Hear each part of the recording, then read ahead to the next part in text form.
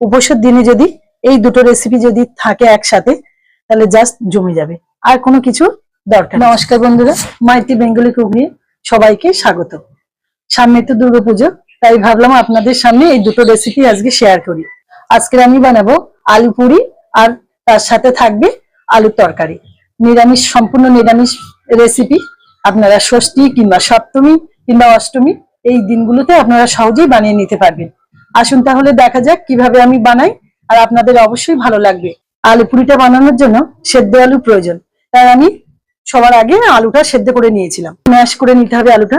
আমি এই যে এরকম সাইজের একটা গ্রেটার নিয়েছি, আর এই বড় সাইজের বড় দিকটার সাহায্যে আমি গ্রেট করে নেব।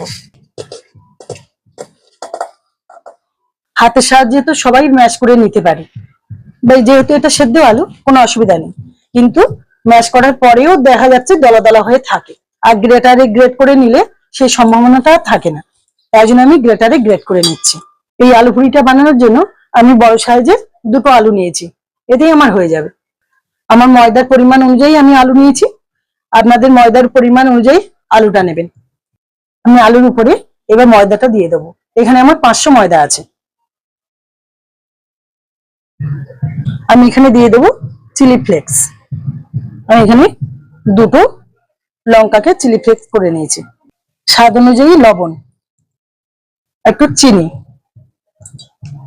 আলু পুরিটা কালারটা সুন্দর হওয়ার জন্য সামান্য দিয়ে দেবো হলুদ গুঁড়ো, আর সামান্য জোয়ান। জোয়ানটা হাতে এইভাবে ঘষে আমি ওর সাথে দিয়ে দেবো। আমি জোয়ানটা দিয়ে দেবো। আলু পুরিটা একটু মচমচে হবে, তাই জন্য আমি এখানে দিয়েছি 3 চামচ সুজি। 4 চামচের 3 চামচ সুজি দিয়ে দেবো। আর একটু সুন্দর স্বাদ হওয়ার জন্য দিয়ে দেবো উপর থেকে কিছুটা ধনেপাতা। এবার আমি সমস্ত উপকরণ হাত দিয়ে শুকনো অবস্থায় ভালো করে মিশিয়ে নেব। যেহেতু আলু দেওয়া আছে, যতটা হয় ততটা আমি মাখিয়ে নেব। তারপরে আমি অল্প অল্প জল দেব। সমস্ত উপকরণ একসঙ্গে মাখিয়ে নিয়েছি, এবার আমি অল্প অল্প করে জল দেব।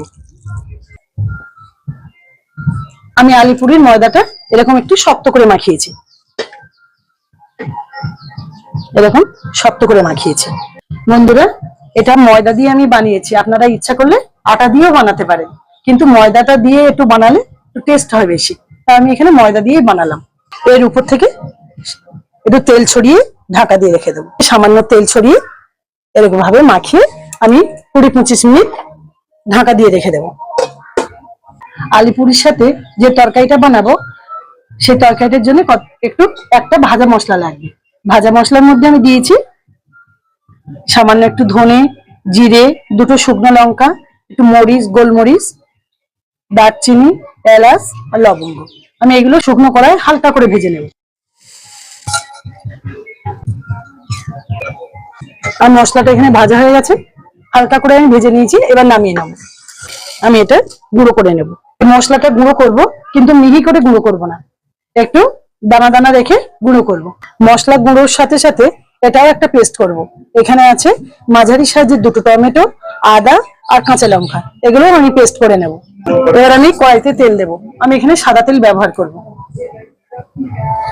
আমি আলু তরকারিটা রান্না করার জন্য কড়াইতে একটু তেল দিয়ে দিয়েছি, সামান্য তেল দিয়েছি, আর তার উপরে দিয়ে দেবো 1 চামচ ঘি।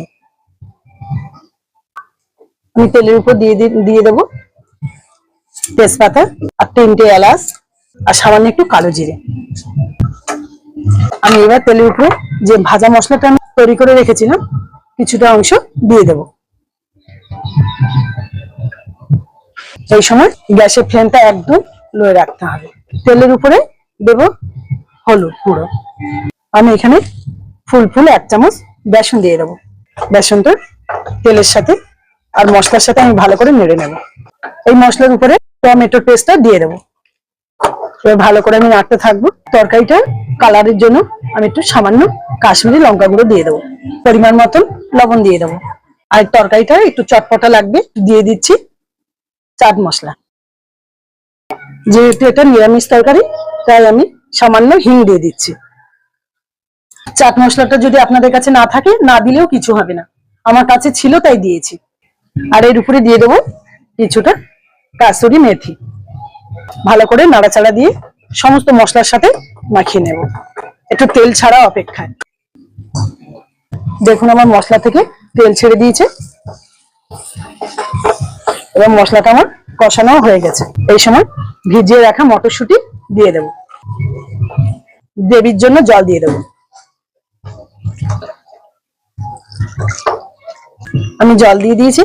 এবার আমি এর উপরে সেদ্ধ করা আলুগুলো হাত দিয়ে এরকম হালকা করে করে ম্যাশ করে দিয়ে দেব। যেহেতু এটা নিরামিষ তরকারি, স্বাদের ব্যালেন্সটা ঠিক রাখার জন্য একটু চিনিও দিয়ে দেবো। এবার আমি ঢাকা দিয়ে দেব। এবার আমি ঢাকনাটা খুলে দেখব, একটু নেড়েও দেবো।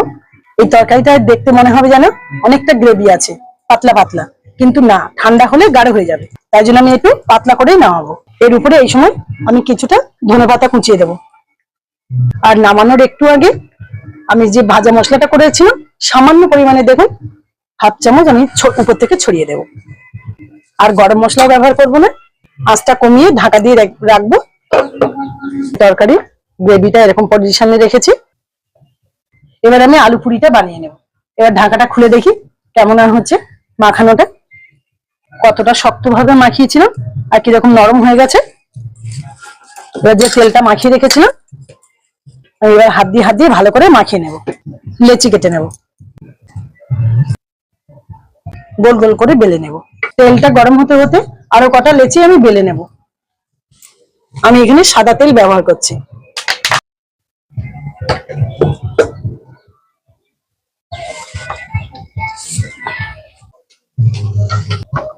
কি সুন্দর ফুলে উঠেছে, কি সুন্দর ফুলে উঠেছে দেখুন।